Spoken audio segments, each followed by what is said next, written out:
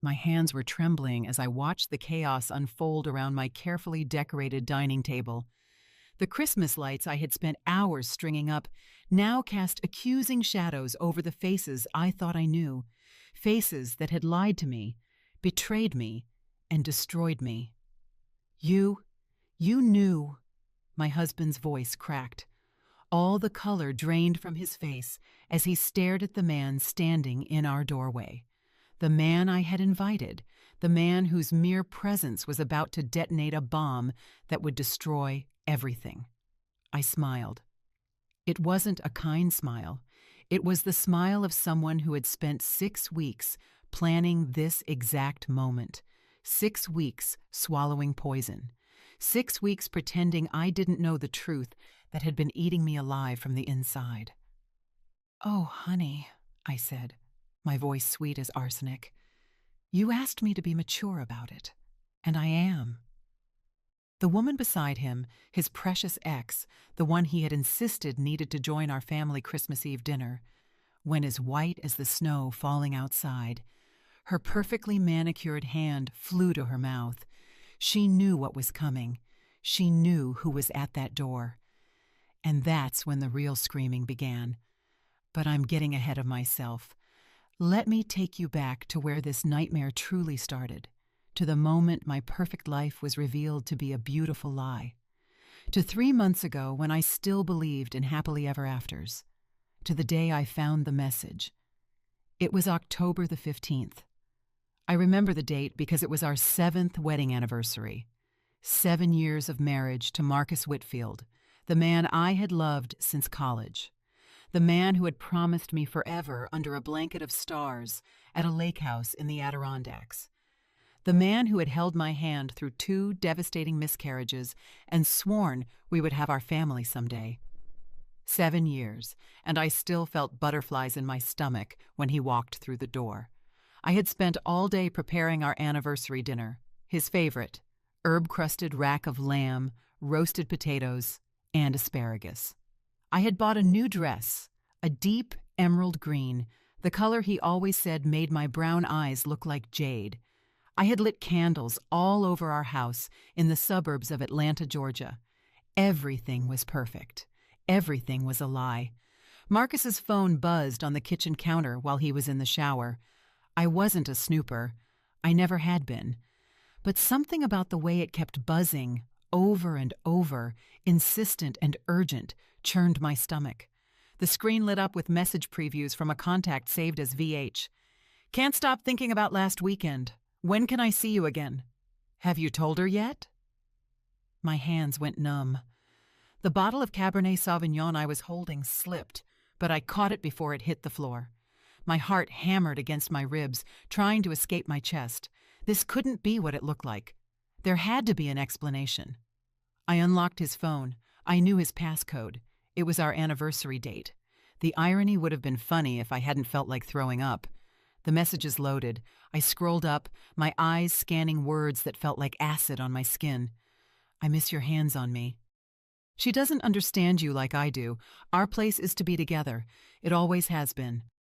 And Marcus's replies, "I know. I'm working on it. She's been so fragile since the 2nd miscarriage. I need to find the right time. Just be patient. You're the one I want. It's always been you." The phone dropped from my grasp, clattering onto the granite counter. I gripped the edge of the countertop to keep myself from collapsing. The room spun. The candles I had lit suddenly seemed to mock me, their cheerful flickering a cruel joke. I went back to the contact list. Victoria Hawthorne. Victoria, his ex-girlfriend from college, the one he had dated for 3 years before we met. The one he told me they were still friends with, but that it was completely platonic. The one who occasionally liked his Facebook posts, something I'd always dismissed as harmless. I reviewed the messages. The conversation went back 6 months. 6 months of late-night texts, 6 months of "I love you" and "I miss you." 6 months of planning a future together, while I was home crying over the children I couldn't have, believing my husband was at the office working late. There were pictures. I shouldn't have opened them, but I couldn't stop myself. Victoria in lingerie. Victoria in what looked like a hotel room. Victoria wearing nothing at all. Her message underneath, "Waiting for you." And then I saw it. A photo of the two of them together. Marcus's arm was around her. They were at a restaurant. I recognized the Beltline Bistro downtown. I had suggested we go there for our anniversary, but Marcus said he was tired of the place. The date on the photo, October the 8th, 1 week ago. The shower stopped. I heard Marcus humming as if he didn't have a care in the world, as if he wasn't currently tearing my heart to shreds. I placed his phone exactly where it had been. My hands were steady now. Something cold had settled within me, freezing the panic, the hurt, the rage, not eliminating it, but locking it in ice, preserving it for later. When Marcus walked into the kitchen, a towel around his waist and water droplets on his shoulders, he smiled at me. That same smile that had made me fall in love with him at 19, that same smile that was now a weapon.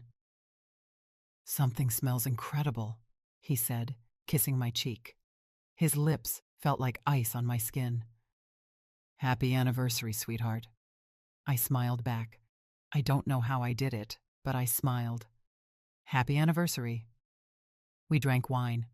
He gave me a necklace, a simple gold chain with a pendant. I wondered if he had bought Victoria something more expensive.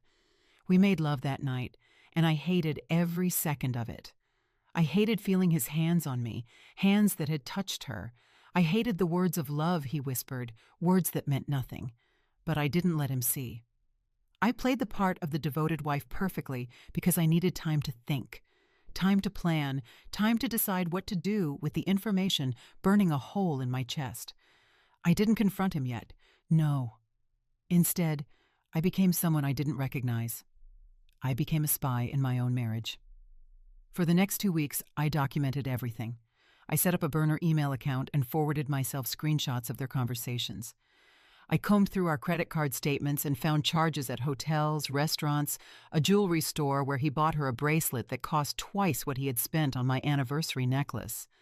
I hired a private investigator. His name was Sam, an ex-police officer with kind eyes and a soft voice that couldn't quite hide the pity when I told him what I needed. He was expensive, but I had my own money. I worked as a graphic designer from home and had been saving for years. Sam followed Marcus for a week. The evidence he collected was exhaustive and devastating. Photos of Marcus and Victoria meeting at hotels, videos of them kissing in parking garages, call logs that lasted for hours, always when Marcus claimed to be in meetings. But Sam found something else, something that changed everything. He handed me a folder across the table at the coffee shop where we met, his expression grave. "Mrs. Whitfield, there's something you need to see." Inside the folder was a printout of a Facebook post, Victoria's post from 2 days ago. The privacy setting was set to friends only, which explained why I hadn't seen it. Sam had his methods. The post showed a photo of a ring, a diamond engagement ring on Victoria's finger. The caption read, "He finally asked. Can't believe I get to marry my best friend. Cheers to new beginnings. Engaged." The comments were filled with congratulations, but it was one comment in particular that chilled my blood. "Can't wait to meet him. Bring him to Sunday dinner." Naomi Hawthorne, Victoria's mother. She didn't know who the fiancé was, which meant Victoria hadn't told her family she was engaged to a married man. "There's more," Sam said quietly. He slid another document across the table. "I ran a background check on Victoria Hawthorne. She's not just your husband's ex-girlfriend." I stared at him, my throat tight. "What do you mean?" "She's a family therapist. She specializes in marriage counseling." He paused, letting the information sink in. "And she's published in several journals about ethics in professional relationships. She's built her whole career on being an expert in healthy relationships." The irony was so brutal it almost made me laugh. Almost. "And the man she says she's engaged to," I said slowly. "She can't tell his family he's Marcus because he's still married to you," Sam finished. "So either she's lying about the engagement or—" He hesitated. "Or he's planning on leaving me," I whispered. The lamb I had eaten threatened to come back up. Sam's expression softened. I'm sorry, Mrs. Whitfield, but yes, that's what the evidence suggests. I looked at the photo of the ring. It was beautiful. Platinum band, emerald cut diamond, probably 3 carats. Marcus and I had been saving up for a down payment on a bigger house, one with enough rooms for the children we planned to have. I had been putting money away from every paycheck, sacrificing things I wanted because our future was more important. Apparently, he had been saving too, only not for our future, but for hers. "There's one more thing," Sam said. He looked uncomfortable now, as if he were about to deliver the blow he knew would shatter me. "I tracked his movements over the last 6 months, cross-referenced them with the calendar you provided." He pulled out a timeline. My eyes scanned the dates, and then I saw it. June the 15th, the day of my second miscarriage, the day I was in the hospital, bleeding, terrified I was dying. The day Marcus said he had to leave for a few hours for a work emergency. Sam had circled the date. Next to it was a time-stamped photo, 2:47 p.m., Marcus and Victoria checking into a Marriott hotel. While I was losing our baby, he was with her. The coffee shop blurred. I couldn't breathe. Sam was talking. His voice sounded distant, asking if I was okay, if I needed water, but all I could see was that date, June the 15th, the worst day of my life, and he had chosen to spend it with her. "Mrs. Whitfield." Sam's hand was on my arm, gentle but firm. "Breathe. Just breathe." I inhaled once, twice. Slowly the world came back into focus. "I'm fine," I lied. I wasn't fine. I would never be fine again. But I was done crying, done breaking. Something hard and sharp was forming in my chest, taking the place of my shattered heart. "Thank you, Sam," I said, my voice steady. "This is exactly what I needed." He studied me for a long moment. "What are you going to do?" I gathered the documents, carefully sliding them back into the folder. "I'm going to find an attorney." And then I paused. An idea was forming, a terrible, perfect idea. "And then I'm going to wait." "Wait for what?" I smiled, and it felt wrong on my face, like I was wearing someone else's skin. "For the right moment." November the 1st. Marcus came home from work with Chinese takeout and an unusual energy. He was nervous. I could see it in the way he fiddled with the containers, the way he avoided my gaze. We sat down at the dining room table. He cleared his throat 3 times before speaking. "I wanted to talk to you about something," he began, stirring his lo mein with a fork. "About Christmas." I took a sip of water, watching him over the rim of my glass. "What about Christmas?" "Well, you know how we usually have a quiet Christmas. Just us, maybe your sister." My sister Lauren, who had planned to come this year with her husband James and their 2 children, my precious niece and nephew, who made the ache of my own childlessness a little more bearable. "Yes," I said carefully. Marcus took a deep breath. "I was thinking we could do something different this year. Open up our home to more people. Make it more inclusive." Inclusive. I repeated the word. It tasted like ash.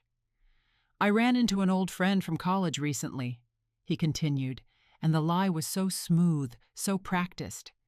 "Victoria Hawthorne. You remember her, right? I've told you about her before." Oh, I remembered her. I had an entire folder dedicated to remembering her.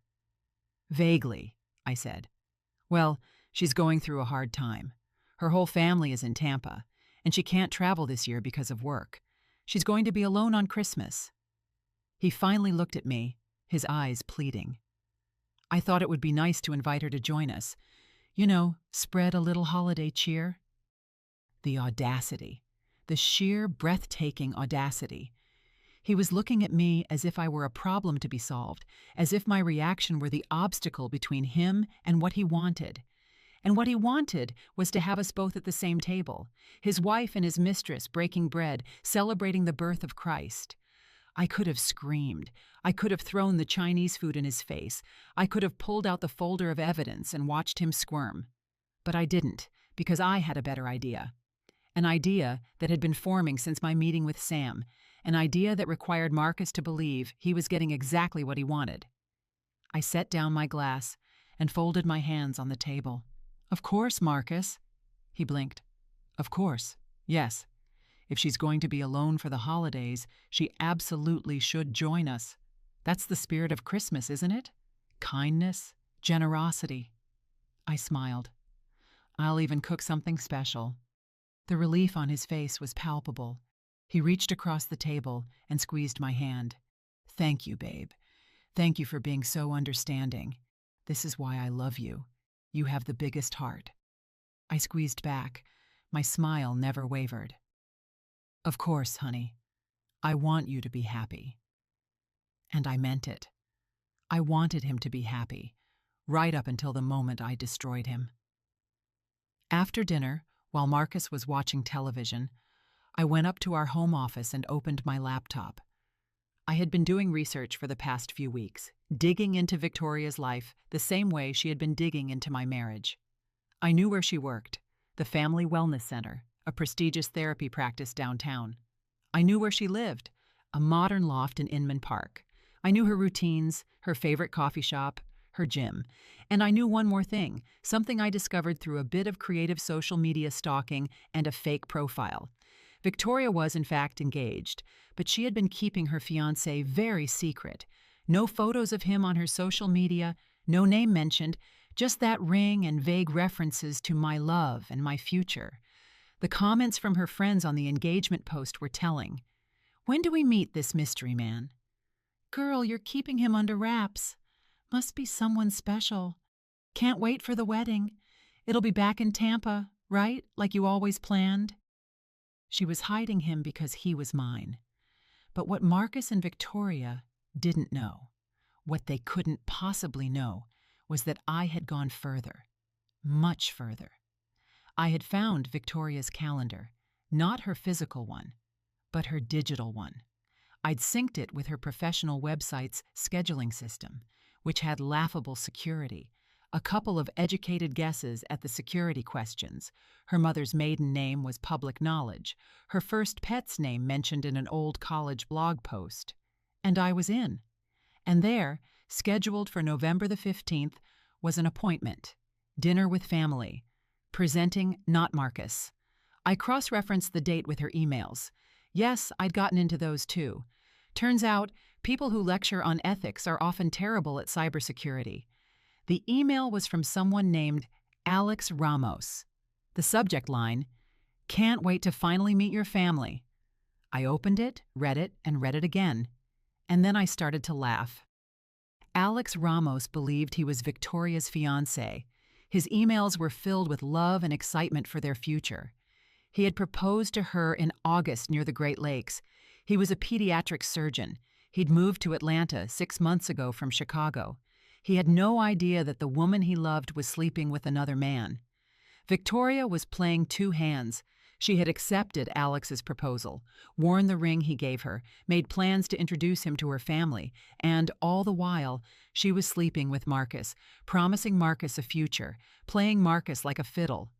I couldn't understand it at first, but then I looked at the financials Sam had provided. Marcus made good money as a senior software engineer, but it wasn't surgeon money. Alex probably earned 4 or 5 times Marcus's salary. Victoria was keeping her options open. Or maybe she was just a sociopath who enjoyed the game. In any case, she had made a mistake, a critical one. She had underestimated me. I looked at the calendar. November the 15th was 2 weeks away. Christmas was 6 weeks after that. I opened a new email in my anonymous account, the one I had created specifically for this purpose, and typed, "Dear Dr. Ramos, you don't know me, but I know you. More importantly, I know Victoria Hawthorne, your fiancée.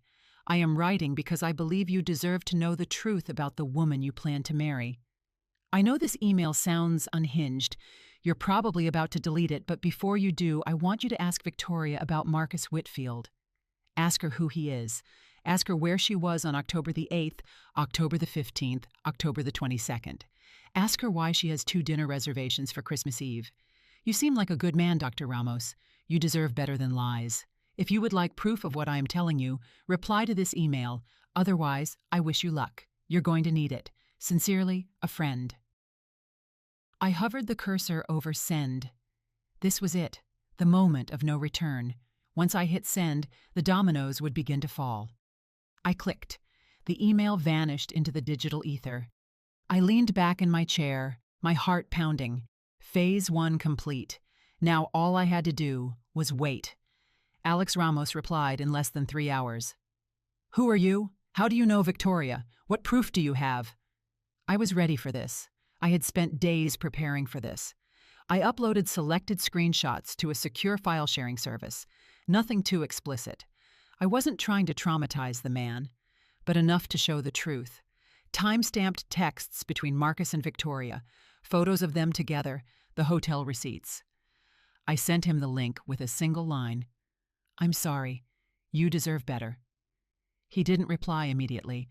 I imagined him opening the files, his world crumbling just as mine had weeks ago. I felt a pang of guilt. He was an innocent in all of this, collateral damage. But he needed to know, and more than that, I needed him to know because Alex Ramos was the final piece of my puzzle. 3 days later, another email. I confronted her. She denied everything. Said, "You're a crazy ex of mine trying to cause trouble." But the photos? I don't know what to believe. Who are you?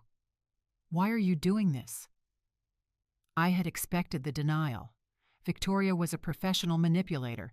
Of course she would try to gaslight him. I replied, "I am not his ex-girlfriend. I am Marcus Whitfield's wife. Check the marriage license if you don't believe me. Marcus Whitfield and I, married 7 years ago in Atlanta, still legally married, still living together, still sharing a bed. Victoria is sleeping with my husband. She has been for 6 months, and she plans to spend Christmas Eve with us, with me, at my house, at my table, eating the food I cook. You and I are victims here, Dr. Ramos.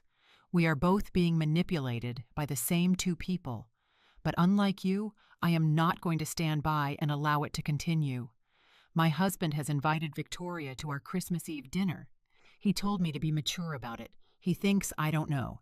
He thinks I'm the naive wife who will smile and serve coffee to his mistress. Here's what I propose. You and I give them exactly what they want. A lovely Christmas dinner. All of us together. One big, happy family. They want to have their cake and eat it too. Let's give them an indigestion they'll never forget. If you are interested in ensuring the truth comes out, reply to this email. If not, I understand. You can delete this and try to move on with your life, but they are not going to win. Not without consequences. The choice is yours." I sent it and waited. This was the gamble. Alex could go to Victoria, show her the emails, warn her. He could ignore me entirely. He could even go to the police, though I hadn't done anything illegal. Or he could do what I hoped he would do. 2 days passed, then 3. I started to think I had miscalculated, that Alex Ramos would choose the path of least resistance, cut his losses, break up with Victoria, move on. Then, on the 4th day, my phone buzzed with a new email notification. "Count me in, Jimmy Canaitas Skiaga." I smiled. Not a nice smile. The smile of a woman who had found her accomplice in vengeance. I replied with the details, the time, the address, what to expect. I told him to act surprised, to act devastated, not to hold back. His reply was short. "Trust me, I won't have to act." The weeks leading up to Christmas were surreal. I moved through them like an actress in a play, hitting my marks, saying my lines, all the while knowing the final act would bring the entire theater down. Marcus mentioned Victoria constantly now that he thought I was fine with it. He'd say things like, "Oh, Victoria recommended this great restaurant," or "Victoria and I loved this song in college." Every mention was a test. I realized he was gauging my reaction, seeing how far he could push it. I passed every test with flying colors. "That's nice, honey. How wonderful that you two reconnected. I can't wait to meet her." That last sentence made him pause.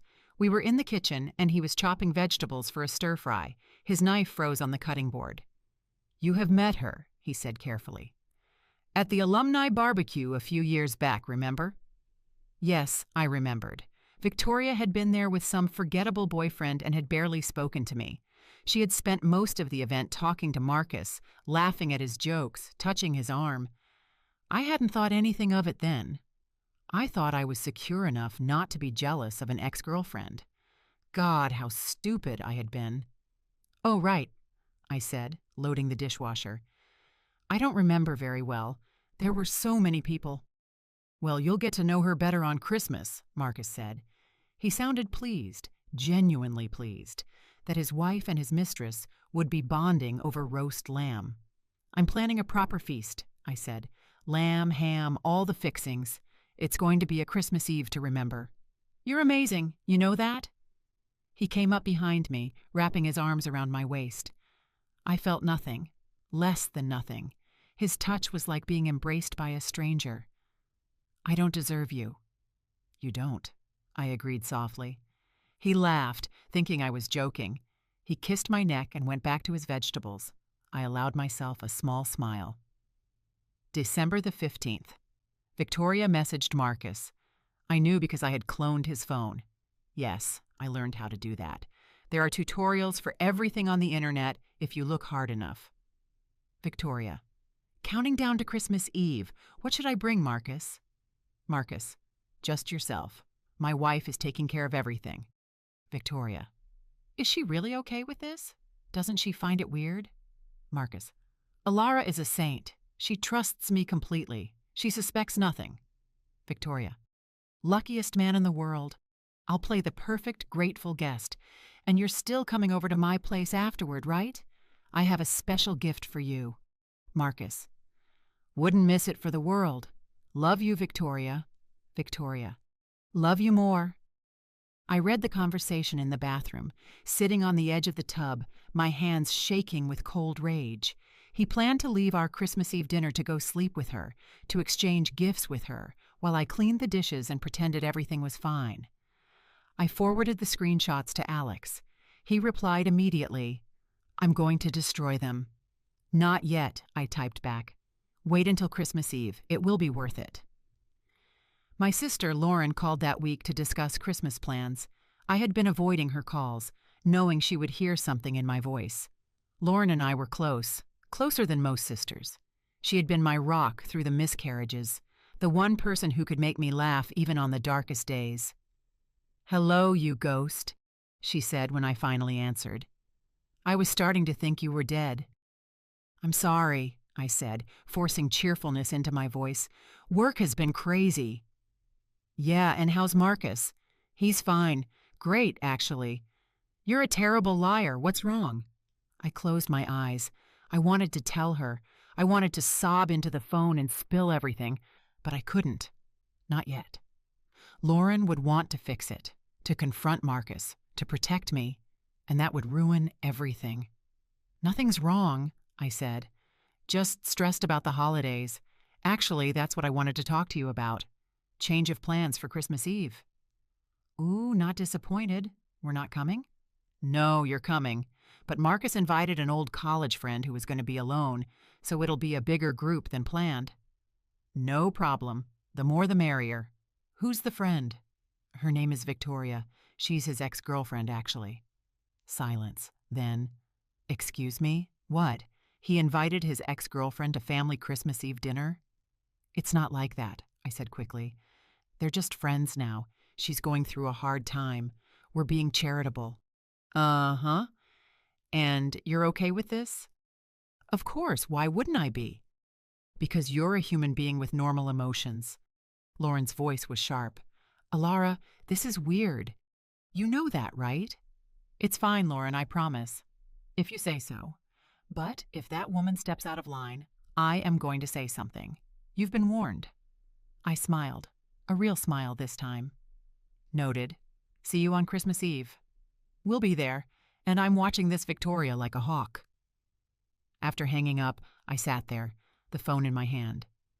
Lauren's protective anger on my behalf had cracked something in the ice surrounding my heart. For a moment, I allowed myself to feel it. The pain, the betrayal, the devastating loss of the man I had loved. Then I suppressed it. There would be time for mourning later. Right now, I had work to do. I opened my planning document. Everything was falling into place. Alex was set to arrive at 9:30 p.m., a half hour after dinner started. I had given him a code for the side entrance. Our house had a smart lock system that allowed for temporary codes. He would let himself in, following the sound of voices to the dining room. The look on their faces would be priceless. But the reveal was only the beginning. I had more planned, much more. I had contacted an attorney, the best divorce lawyer in Atlanta, according to her reputation. Her name was Vivian Porter, and she had a 98% success rate in getting her clients exactly what they deserved. Our consultation had been illuminating. Adultery doesn't factor into divorce law in Georgia like it does in some places, she had explained. Georgia is a no-fault state. However, infidelity can affect alimony. And if you can prove he used marital assets on the affair, and those hotel and jewelry receipts suggest he did, we can make a compelling case for you to receive a larger share of the marital estate. I don't want alimony, I told her. I have my own income. What I want is the house, and I want him to pay for what he did. Vivian had smiled. It reminded me of my own smile these days, sharp and cold. I think we can arrange that, especially if we can demonstrate emotional distress. The affair during your miscarriage, for example. A judge would find that particularly egregious. I had left her office with her retainer paid and the divorce papers ready to be filed. I was just waiting for one thing: Christmas Eve dinner. Because I didn't just want a divorce.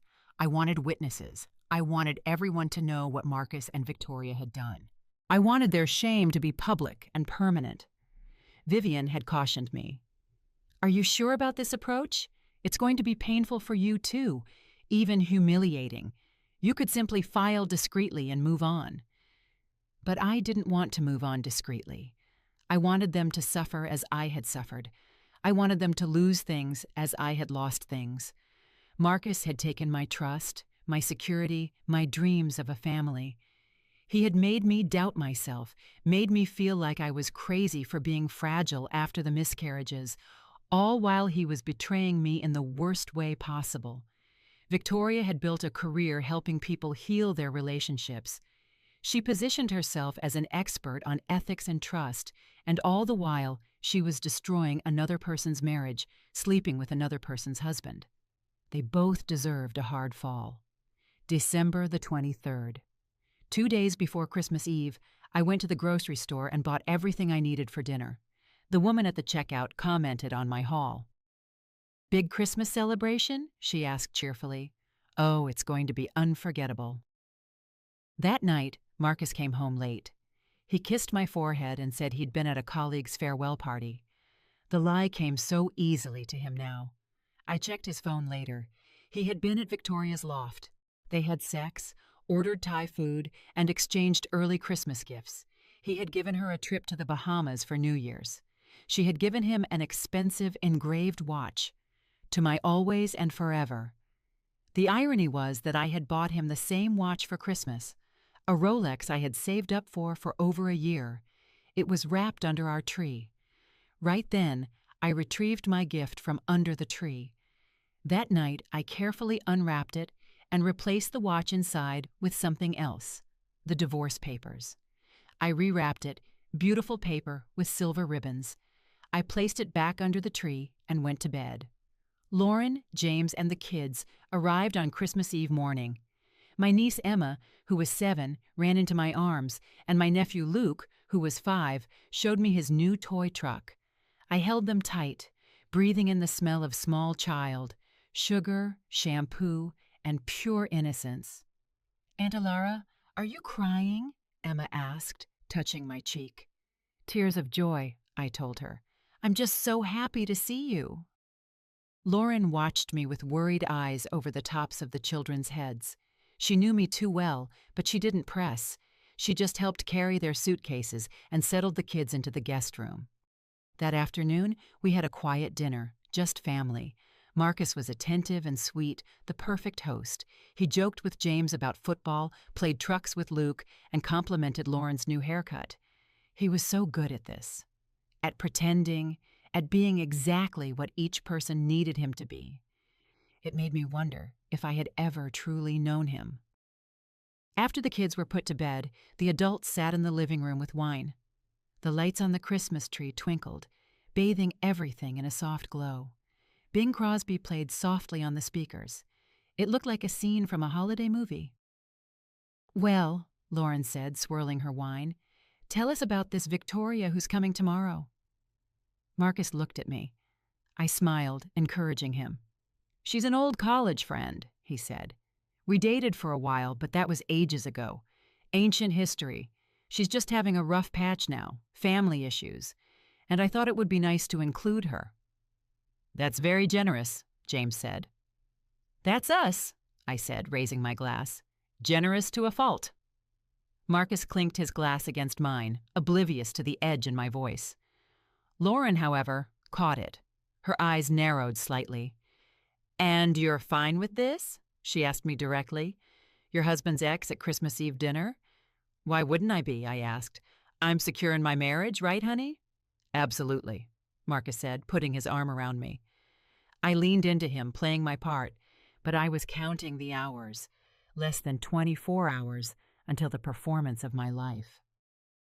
"Well, I look forward to meeting her," Lauren said, and there was something in her voice, a warning, perhaps, or a promise. "It will be interesting," I said softly. "It definitely will." That night, I lay in bed beside Marcus, listening to him breathe. He fell asleep easily, as always, no guilt tormenting him, no conscience keeping him awake. I, on the other hand, stared at the ceiling. I thought about all the Christmas Eves we had spent together, the first one in our tiny apartment, so poor we could barely afford gifts, but so in love it didn't matter. The one after the first miscarriage, both of us grieving, holding each other, promising we would try again. Last year, hopeful again, talking about how next Christmas we might have a baby to celebrate with.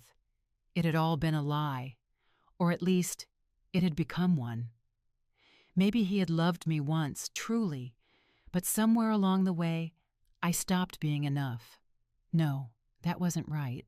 It wasn't about me not being enough. It was about him being broken. He was selfish. Tomorrow, everyone would see it. Tomorrow, the mask would come off. I turned over and finally drifted into sleep. My dreams were full of broken glass and red wine spreading like blood. I woke up at 6 o'clock in the morning. Adrenaline coursed through my veins. Today was the day. I showered, dressing carefully. I chose a red dress, festive, appropriate, but also bold.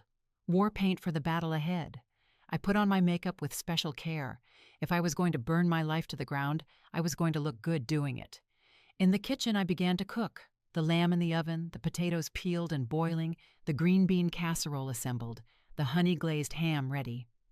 I moved through the tasks mechanically, muscle memory taking over while my mind jumped ahead to the evening. Lauren came downstairs around 8, drawn by the smell of coffee and cinnamon rolls. "You're up early," she said, pouring a cup. "Couldn't sleep, too excited," I said, and it wasn't entirely a lie. She studied me over the rim of her mug. "You would tell me if something was wrong, right?" I met her eyes. "Of course." "You look different. I don't know how to explain it, but you look like you're—" She trailed off, searching for the word. "Like I'm what?" "Like you're waiting for something." Smart, perceptive Lauren, always seeing too much. "I'm just tired," I said. "Holidays are stressful." She didn't look convinced, but just then, the children stampeded downstairs full of Christmas morning energy. And the moment passed. We opened presents. Emma got the doll she'd been asking for. Luke, a train set. Lauren and James exchanged gifts, smiling at each other with the easy affection of a solid marriage, the kind I thought I had. Marcus gave me jewelry, delicate, expensive earrings. I wondered if he'd picked them out himself or if Victoria had helped him. I thanked him, kissed his cheek, and handed him his gift. "Open it later," I said, "when you have time to really appreciate it." "Why not now?" he asked, shaking the box. "It's personal," I said, "just for us." He smiled, pleased, thinking it was something intimate. He set it aside. The morning passed in a blur of wrapping paper and laughter. I took photos, lots of them. Emma and Luke playing with their toys, the family around the tree, Marcus smiling, so happy, so unsuspecting. Evidence, all of it. Evidence of the before times, the last moments before everything changed. Lunch was casual, sandwiches and leftover pie. Then Lauren helped me in the kitchen while James took the kids to the park to burn off energy before the big dinner. "What time is Victoria getting here?" Lauren asked, chopping celery for the stuffing. 8 o'clock, dinner's at 9, and it's just going to be us, Marcus, and her. That's the plan, I said. A lie, but a necessary one. Lauren was silent for a moment, then said, "I don't like this. I know I said that already, but I genuinely don't. What kind of woman accepts an invitation to spend Christmas Eve with her ex-boyfriend and his wife?" "The kind who has nowhere else to go," I suggested. "Or the kind who wants something she can't have," Lauren countered. She pointed the knife at me. "I'm watching her. If she gives Marcus the side eye once, I'm putting her in her place. I'm serious, Alara. You're sometimes too nice, too trusting." If she only knew. If she only knew I was no longer nice or trusting, but something else entirely, something cold and calculating and bloodthirsty. "Let me handle it," I said. "Please, just trust me." She sighed. "Fine, but I reserve the right to say, 'I told you so,' if this goes south." "Duly noted," I said, and focused on the lamb. The afternoon crawled by with agonizing slowness. I set the table with our best china, the set my grandmother had given us for the wedding. White plates with a gold trim, crystal glasses, and silver flatware I had polished until it shone. I set 8 places. Marcus noticed. "8?" he asked. "It's only 6 of us, right? You, me, Lauren, James." "Ah, 7 with Victoria." "And the 8th?" I said. "I always set an extra place, an old tradition, just in case of unexpected guests." He shrugged and went back to watching football. At 7:30 p.m., I checked my phone. A text from Alex. "On the way, parking down the street, waiting for your signal," I replied. 9:30 p.m., not a minute sooner. "And Alex, thank you." "Don't thank me yet. Thank me after I make them pay." At exactly 8 o'clock, the doorbell rang. Marcus jumped up. I saw the flash of excitement in his face before he smoothed it out into something more appropriate. "Must be Victoria," he said casually. "I'll get it." I walked slowly toward the door, savoring the moment. This was it, the beginning of the end. I opened the door. Victoria Hawthorne was on my porch, and she was stunning. I had seen her photos, of course, but in person, she was even more striking. Tall, slender, with dark hair styled in perfect waves. She wore a cream-colored sweater and dark jeans. Casual, but expensive. She held a bottle of wine and a bouquet of flowers. "Hello," she said, a warm, practiced smile on her face. "You must be Marcus's wife. I'm Victoria. Thank you so much for having me." I took in every detail, the way her eyes were a little too bright, too alert, the slight tension in her shoulders, the expensive engagement ring on her left hand that she had left on. A power play, perhaps, or a test. "Come in," I said, stepping aside. "We're thrilled you could make it." She stepped into my house, bringing with her the cold air and the scent of designer perfume. Marcus appeared in the hallway, and I watched them look at each other. It was brief, only a second, but I saw it. The longing, the familiarity, the shared secret. My smile never wavered. "Victoria," Marcus said, stepping forward to give her a hug. It was quick, appropriate, but I saw his hand linger a moment too long on her back. "I'm so glad you could come." "Thank you again for the invitation," she said. Then she turned back to me. "Your home is lovely." "Thank you," I said. "Let me take your coat. Marcus, get Victoria some wine." I hung her coat in the closet, expensive cashmere, I noted, and led her into the living room, where Lauren and James were wrangling the children. "Victoria, this is my sister Lauren, her husband James, and their children, Emma and Luke." Lauren stood up, and I watched her assess Victoria with a critical eye. They shook hands. "Nice to meet you," Lauren said. her tone polite but cool. "You too," Victoria said. "Your children are adorable." The small talk flowed. Victoria was good at this. Charming, attentive, asking all the right questions. She complimented the decor. She admired the tree. She played briefly with the children, who instantly fell for her. Marcus watched her with barely disguised adoration. It was sickening. At 9 o'clock, I announced that dinner was ready. Everyone moved into the dining room. I had spent hours making it perfect. Candles in silver candelabras, a centerpiece of greenery, the food laid out like a feast. "This is incredible," Victoria said, taking her seat. Marcus had strategically placed himself beside her, across from me. Lauren was on my right, her eyes still sharp and watchful. We served the food, passed the dishes, and filled the wine glasses. Everything was so civilized, so normal. Marcus raised his glass. "I'd like to make a toast to family, to friends, and to the spirit of Christmas, and to my wonderful wife, who put all of this together." "To your wife," Victoria repeated, meeting my eyes. There was a challenge there. She was enjoying this, enjoying sitting at my table, eating my food, all while sleeping with my husband. I smiled back. "To new beginnings," I said. We clinked glasses. We ate. The food was perfect. The lamb juicy, the sides flavorful, all synchronized with precision. "So, Victoria," Lauren said, her voice conversational, "Marcus mentioned you're a therapist." "I am," Victoria said. "I specialize in family and couples counseling." "How ironic," Lauren murmured, just loud enough for me to hear. "It's very rewarding work," Victoria continued. "I help people navigate difficult relationship dynamics, communication issues, trust issues, infidelity." The last word hung in the air. Was she provoking me, or was she simply oblivious to the irony? "Infidelity must be a difficult subject to treat," I said. "I mean, helping people rebuild trust after a betrayal." Victoria nodded. "Trust is the foundation of any relationship. Once it's broken, it's very hard to repair." "And do you believe it can be?" I asked. "Repaired." She considered it.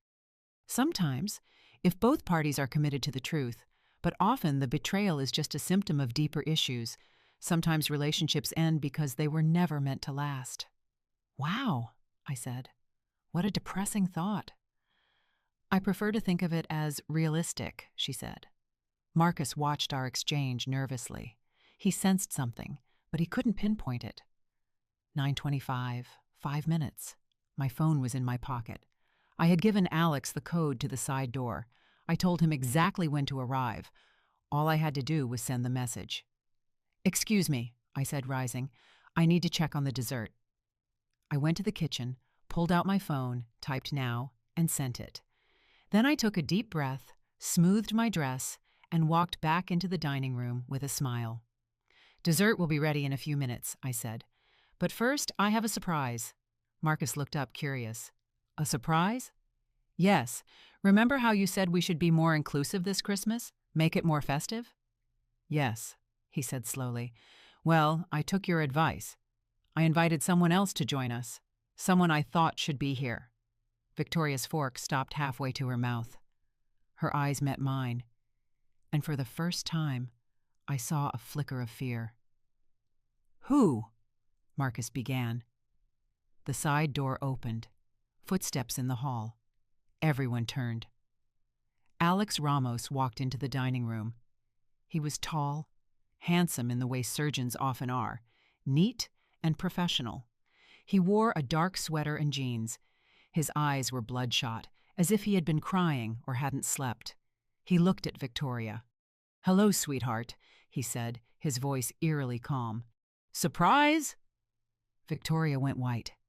The blood drained from her face so completely I thought she might faint. "Alex," she whispered. "What? What are you doing here?" "What am I doing here?" His laugh was brittle. "I was invited by your lover's wife." Marcus shot up so fast his chair clattered backward. "What is going on?" "Sit down, Marcus," I said softly.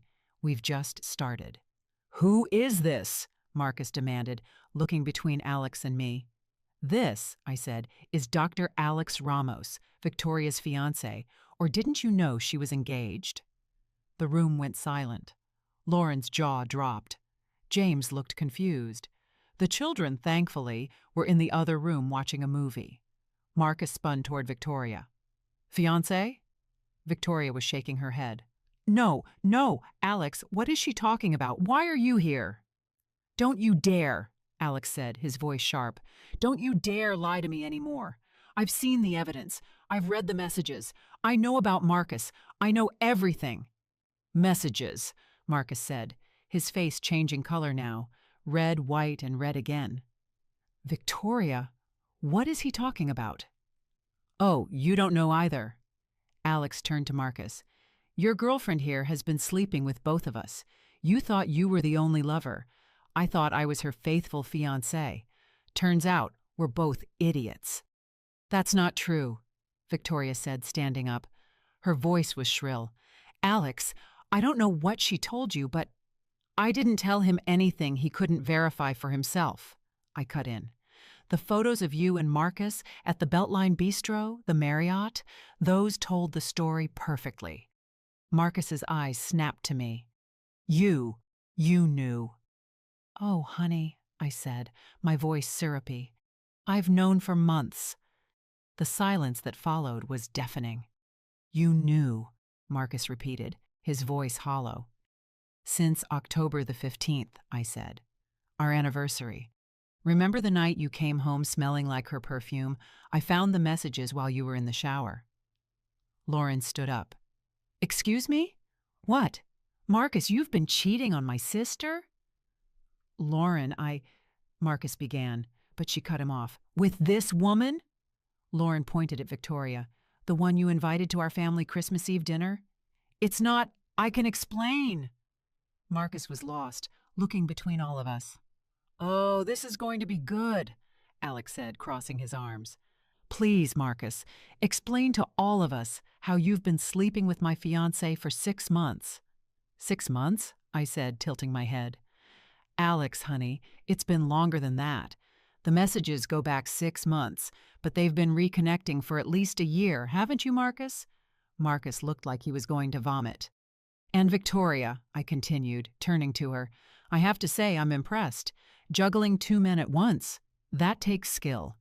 Alex here makes, what, 4 times Marcus's salary? But Marcus gives you that emotional connection, that history. Why choose when you can have both?" "You're crazy," Victoria said, but her voice was trembling. "I am. Let's see." I pulled out my phone. "I've documented everything. Texts, photos, hotel receipts. Marcus charged them all to our joint credit card, which was careless, but I guess he thought I was too stupid to notice." I started reading from my phone. "She doesn't understand you like I do. You're the one I want. It's always been you. I can't wait until we can be together openly." "Stop," Marcus said. "Oh, we've just gotten to the good part," I said. "June the 15th. Do you remember that date, Marcus?" His face told me he did. "For those who don't know," I said, addressing the room, "June the 15th was the day I had my second miscarriage. I was in the hospital, bleeding, terrified I was dying, and Marcus left. He said he had a work emergency."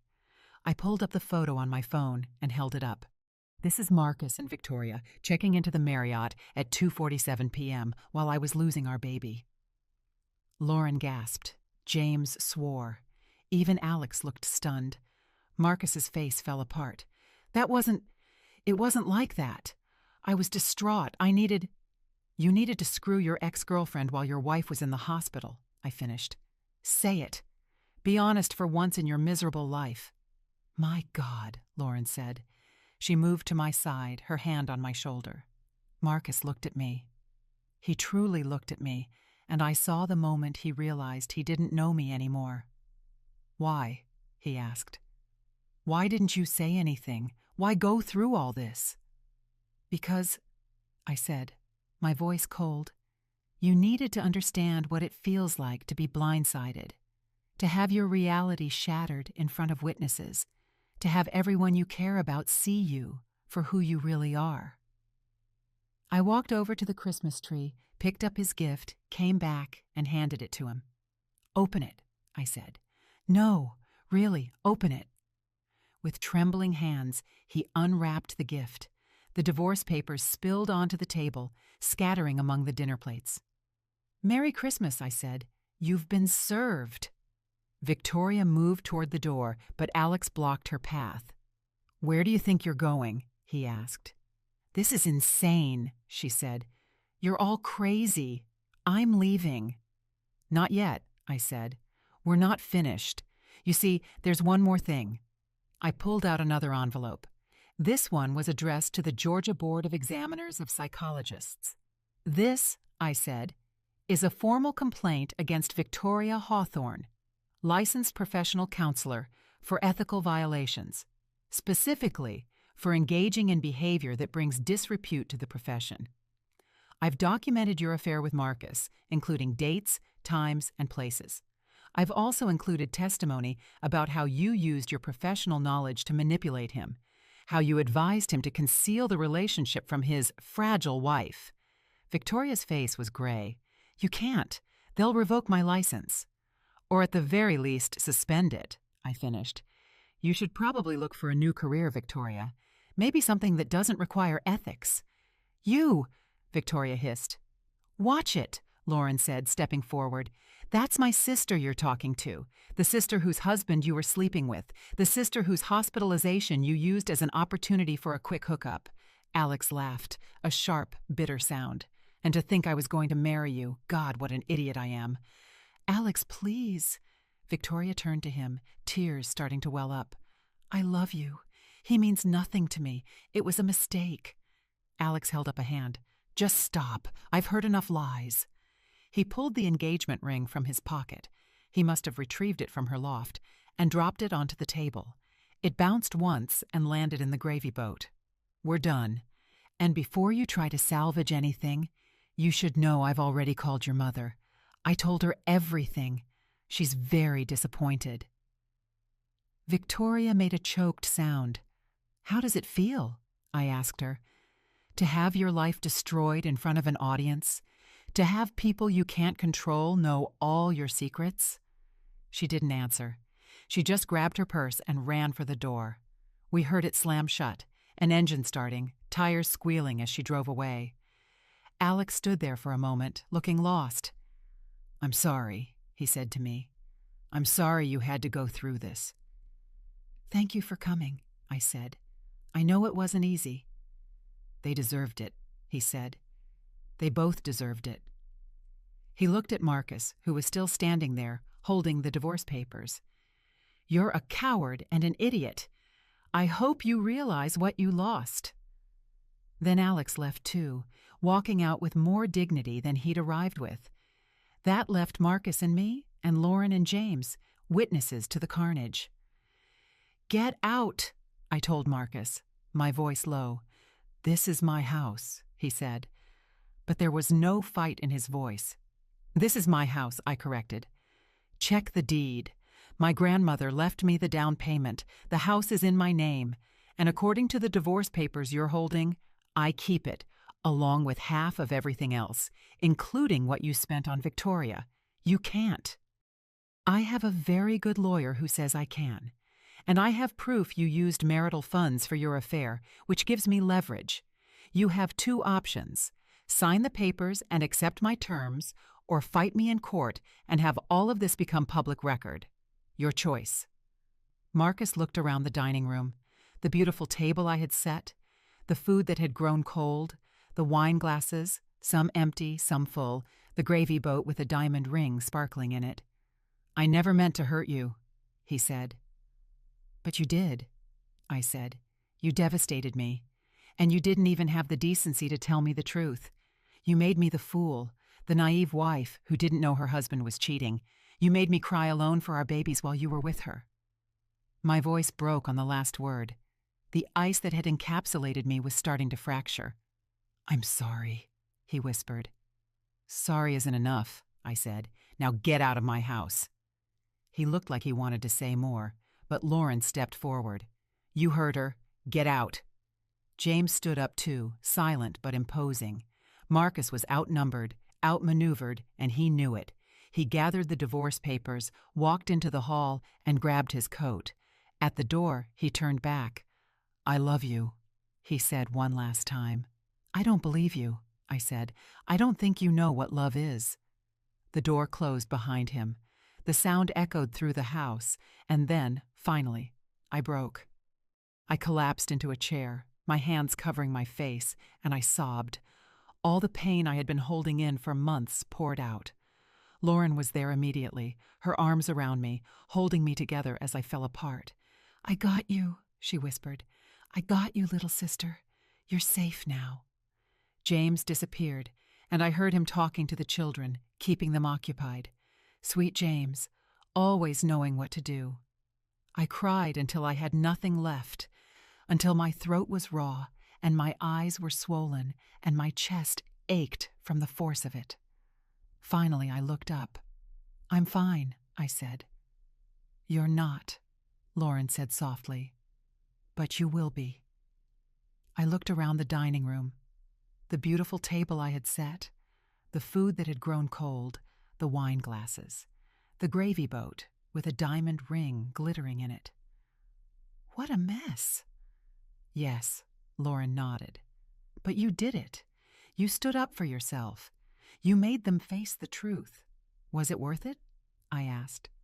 "Or did I just destroy everything out of spite?" Lauren was silent for a moment.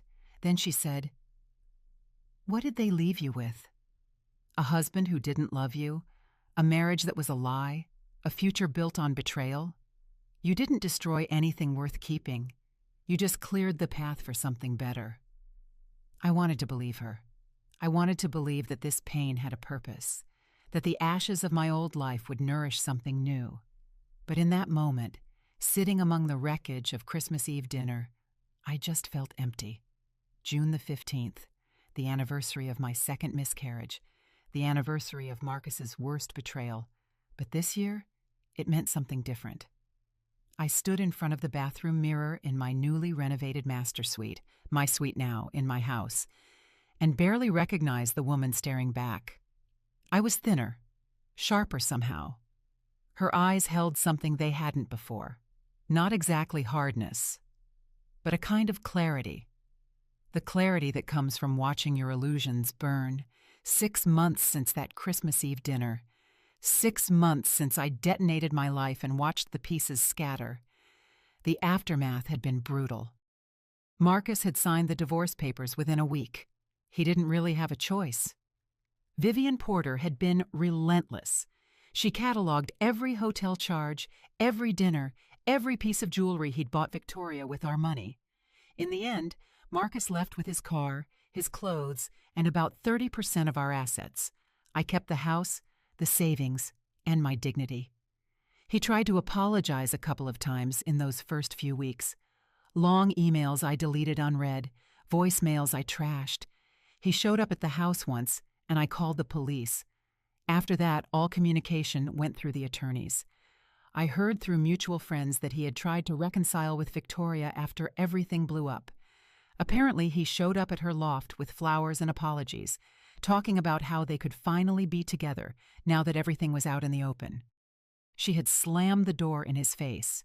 Because Victoria had her own problems, the ethics complaint I had filed had triggered an investigation by the Georgia Board of Examiners of Psychologists. They found that she had been conducting therapy sessions while actively maintaining an affair with a married man, a clear violation of the ethical standards she had sworn to uphold. Her license was suspended for 2 years, and she was required to undergo her own therapy and ethics training before she could reapply. Her practice had tanked. The Family Wellness Center had terminated her contract immediately. They couldn't afford the scandal. Her professional reputation, built over a decade, was destroyed in a matter of weeks. She had left Atlanta. I heard she had moved back to Tampa, tail between her legs, to live with her mother, the woman who had been so disappointed to learn her daughter was a liar and a homewrecker. Alex had reached out to me once. About a month after Christmas, we met for coffee, 2 wounded soldiers comparing scars. "I still want to hate you," he had said, stirring his espresso, "for dragging me into that nightmare. But I can't. You saved me from making the biggest mistake of my life. How are you?" "And you?" I had asked him. He'd shrugged. "Some days are better than others. I loved her, or I loved who I thought she was. Turns out that person never existed." I had understood that completely. "And you?" he had asked. "Any regrets?" I had thought about it. I really had. "No," I finally said. "I regret the marriage. I regret wasting 7 years on someone who didn't deserve me. But the dinner, the exposure, they needed to face consequences. People like that only stop when someone forces them to." Alex had nodded. "For what it's worth, I think you're incredibly brave." Brave or crazy, maybe both. The best people usually are. We had parted as friends, or at least allies, bound by the shared experience of being betrayed by the same two people. Now, 6 months later, I was still picking up the pieces, but I was also building something new. The house was different now. I had redecorated, exercising Marcus's presence room by room. The bedroom we had shared was now a sanctuary of soft grays and blues, with new furniture and new bedding he had never touched. His office had become my art studio. I had started painting again, something I had given up years ago because Marcus always needed the space for his gaming rig. I had stopped taking freelance graphic design jobs and had started my own design agency. Small, just me and 2 employees for now, but it was mine, built on my terms, and it was thriving. Therapy had been essential. I started seeing Dr. Elena Rodriguez, and the irony of seeing a couples therapist, after all, that was not lost on me. Only 2 weeks after Christmas, she had helped me untangle the mess of emotions, the trauma of the betrayal, the complicated grief of losing not just a husband, but the future I had imagined. "You're mourning a death," she had told me in one of our first sessions. "The death of your marriage, yes, but also the death of your trust, your innocence, your belief in the story you'd been telling yourself about your life." She was right. I had been mourning, but slowly, painfully, I was also healing. Lauren had been my rock through it all. She stayed for a week after Christmas, helping me pack Marcus's things, holding me when I cried, forcing me to eat when food tasted like ash. She called every day for months just to check in, to make sure I was okay. "I'm so proud of you," she told me last week. "What you did took guts. A lot of women would have just swallowed it, would have pretended everything was fine, would have let themselves be destroyed in silence. Not you. You fought back. I had fought back, and I had won. But the victory sometimes felt hollow, especially on the hard days, because the truth was, I hadn't wanted to be a warrior. I had wanted to be a wife, a mother, a woman with a simple, happy life. But that life had been a lie, and this life, messy, painful, and real, was mine." My phone buzzed. A text from an unknown number. My stomach clenched. Sometimes Marcus tried to contact me from different phones, but when I opened it, it wasn't him. "Hi, I know this is weird, but I wanted to thank you. My name is Jennifer. I was dating Marcus. Was is the key word. He never mentioned he was recently divorced until I found your number in his blocked contacts and did some digging. When I confronted him, he tried to lie, but I found the divorce records. I just wanted you to know I saved myself a lot of trouble thanks to your paper trail. Thank you for being brave enough to document everything." I stared at the message for a long moment. Then I replied, "I'm sorry you had to deal with him, but I'm glad you found out before he could do any real damage. Good luck." So Marcus was already trying to rewrite history, already looking for the next victim. The thought churned my stomach, but it also solidified my resolve. I had done the right thing, the brutal, painful, public thing, but the right thing. Because if I had divorced in silence, if I had kept his secrets, he would have walked away with his reputation intact, painting himself as the victim of a failed marriage. And Victoria would have continued her career counseling vulnerable people while being fundamentally dishonest. Instead, they had both faced real consequences. Not perfect justice, life rarely offers that, but a reckoning. I looked at the calendar on my phone, June the 15th. A year ago I was in the hospital losing a baby while my husband was with another woman. It had been the worst day of my life, but I had survived it. I had survived everything. I got dressed, pulling on my running gear. I had started running in February, needing an outlet for the rage and grief that still surfaced unexpectedly. Now, I ran 5 miles every morning, forcing my body until my mind went quiet. As I tied my sneakers, I thought of the woman I had been a year ago, naive, trusting, believing that love and loyalty were enough, believing that if I was good enough, patient enough, understanding enough, everything would work out. That woman was gone, dead and buried beneath the rubble of that Christmas dinner. The woman I was now understood that some people don't deserve patience, that being mature about disrespect is just another way of accepting abuse, that sometimes the only appropriate response to betrayal is scorched earth. I stepped out into the June morning.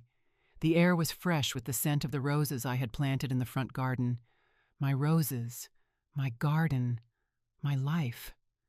I started running, my feet finding their rhythm on the familiar path through the neighborhood. As I ran, I felt something shift inside me. Not exactly forgiveness. I wasn't there yet. Maybe I never would be. But something close to acceptance. This was my story now, not the fairy tale I had imagined, but something more complex, more real. A story of betrayal and survival, of breaking and rebuilding, of vengeance and redemption.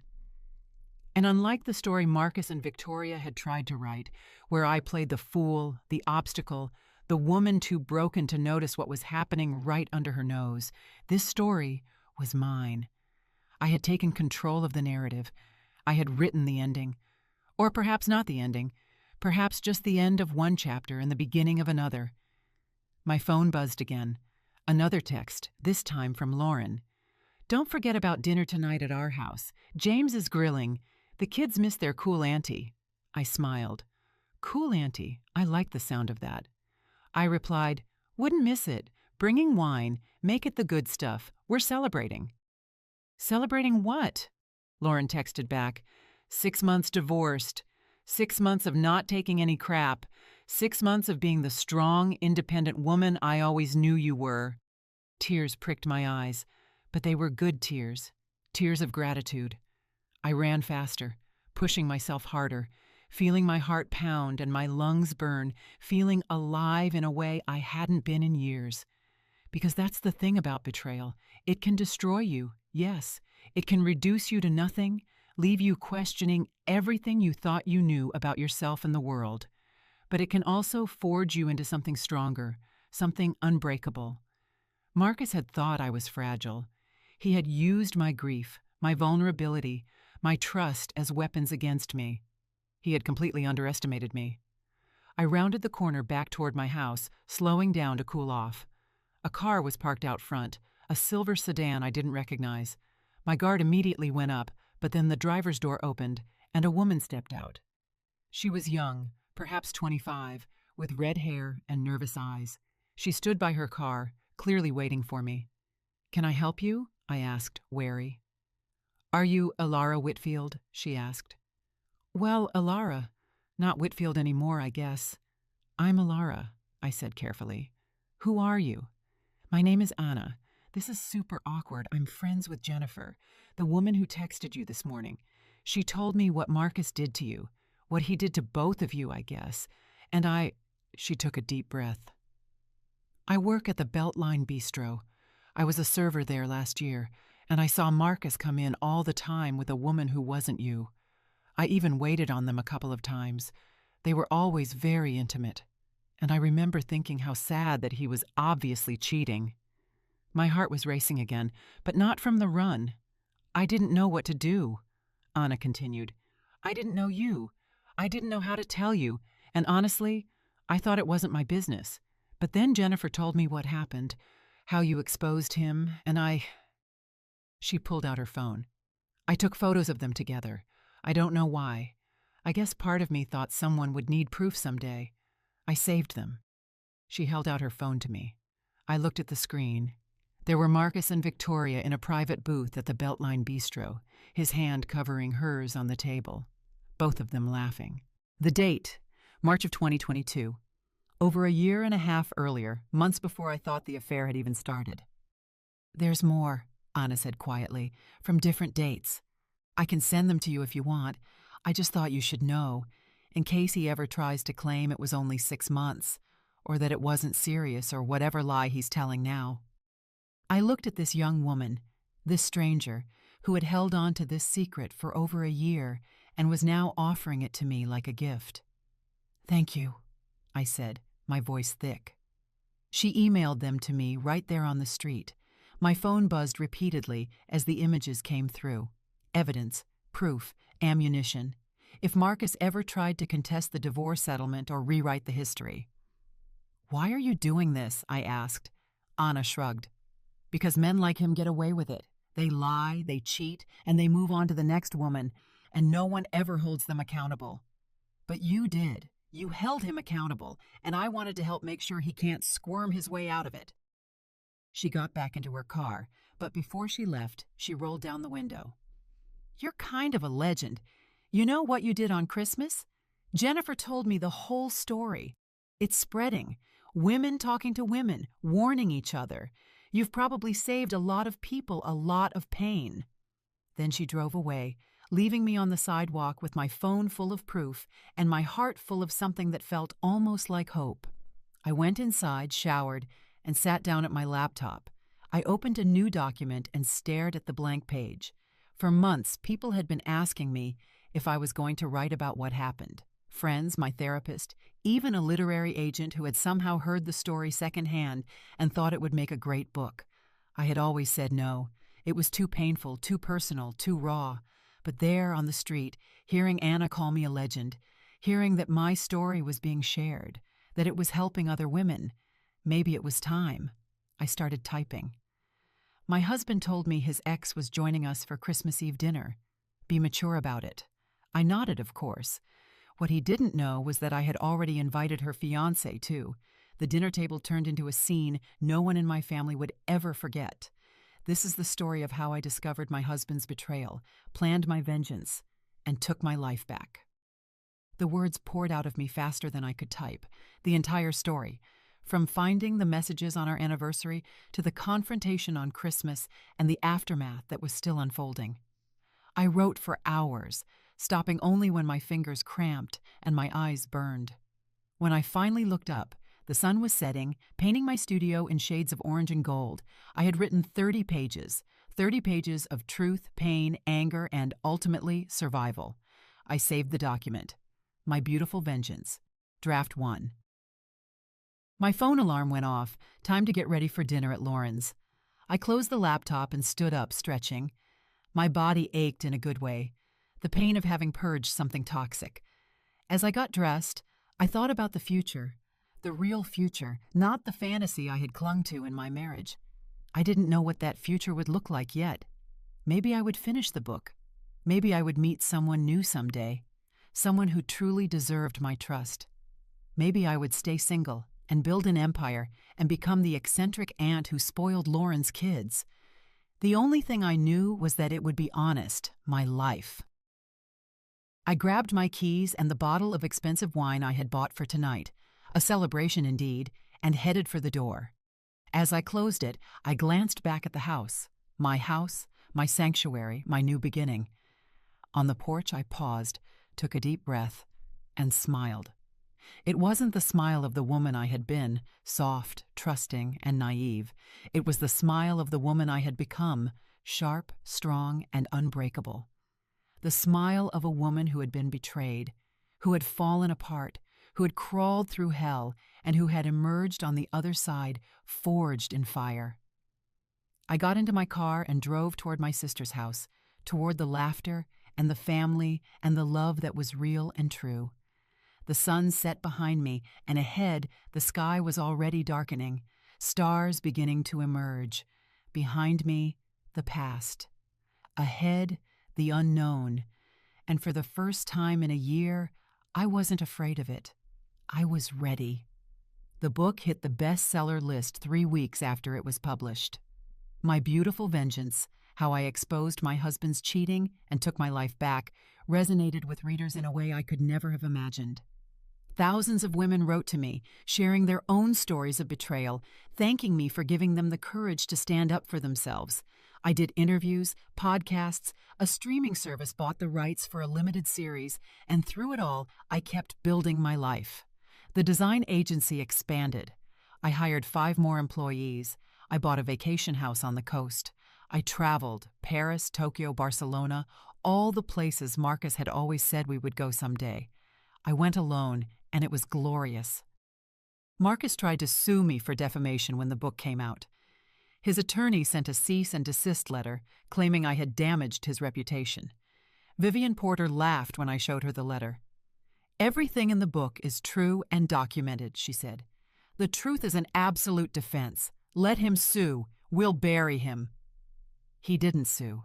The letter was bluster, a final, desperate attempt to control the narrative. He couldn't. The truth was out there, and it had set me free. As for Victoria, I heard she had moved to a small town in Florida and was working as a receptionist at a dental clinic. Her therapist's license had been permanently revoked after a second ethical violation came to light. Apparently, mine wasn't the first family she had helped destroy. I didn't gloat in her downfall. I had had my vengeance. I had made my point. After that, she was just a cautionary tale, a reminder that actions have consequences. Alex reached out when the book came out. He had read it and wanted to thank me for changing his name and being fair to him in the telling. "You could have made me look like an idiot," he wrote, "but you treated me with respect. I appreciate that." We had become genuine friends over the year, bonded by our shared experience and mutual healing. He had started dating someone new, a nurse at his hospital, kind and genuine, and nothing like Victoria. They seemed happy. And me? I stood in my studio, looking at the canvas in front of me. I had started painting again, truly painting, not just dabbling. This work was abstract, all reds and blacks and sharp white lines, pain and rage and survival, all swirling together. My phone rang. Lauren. "Hey, little sister," she said when I answered. "What are you doing for Christmas this year?" Christmas. The word didn't hurt anymore. It didn't make me think of broken wine glasses and confrontations and the end of everything. Now, it just meant family. Real family. "Same as last year," I said. "Small dinner. You, me, some friends maybe." "Perfect. The kids are already asking if you're going to make that chocolate cake again." "Obviously." We chatted for a few more minutes, making plans, laughing over nothing. A normal, beautiful sister conversation. After I hung up, I looked out the window at the snow starting to fall. December in Atlanta, the city transforming into something clean, white, and new. A year ago, I had burned my life to the ground at a Christmas Eve dinner table. I destroyed my marriage, exposed 2 liars, and walked through the fire to get to the truth. And now, 1 year later, I was standing in the ashes, looking at what I had built from the ruins. It was beautiful, not the beauty of innocence or naivete, the beauty of survival, of strength earned through suffering, of a life rebuilt on a foundation of truth instead of lies. I picked up my paintbrush and added another stroke to the canvas, a line of gold slicing through the darkness, hard-won, real hope. My phone buzzed, a text from an unknown number. "Thank you for your book. I found messages on my husband's phone last night. I was going to pretend I didn't see them, but then I remembered your story. I'm going to confront him tonight." I texted back, "You don't need luck, you need courage, and you already have that. You've got this, and if you need help, reach out. You are not alone." Because that's what surviving a betrayal did. It connected you to everyone else who had walked that path. It created a network of warriors, all of us scarred, but standing. I put down my phone and looked at my painting, my life. Marcus had tried to break me. He had lied to me, betrayed me, used my pain and my love as weapons against me. But I had survived. More than survived. I had thrived. And that was the best vengeance of all. Not the confrontation on Christmas, satisfying as it was. Not the divorce settlement, fair as it was. Not even the book, successful as it was. The best vengeance was this: living well, being happy, building something real and beautiful from the wreckage of what he destroyed. I was whole again, different than before, scarred, but stronger, wiser, braver. And I had done it myself. I smiled. That smile that was now mine, earned and real. I turned back to my canvas. I had work to do, a life to live, a future to create. And this time, I was writing the story. No more beautiful lies. Just the beautiful, brutal, honest truth. And it was enough. It was more than enough. Did you like my story? And which city are you listening from? Let's meet in the comments. If you liked the story, you can support me by sending a super thanks so I can keep bringing more stories like this. Thank you so much for your sweet support. I'm looking forward to your comments on the story. On the screen, you can see 2 new life stories that I highly recommend. There's so much more on my channel. Don't forget to subscribe. See you in the next life story with love and respect.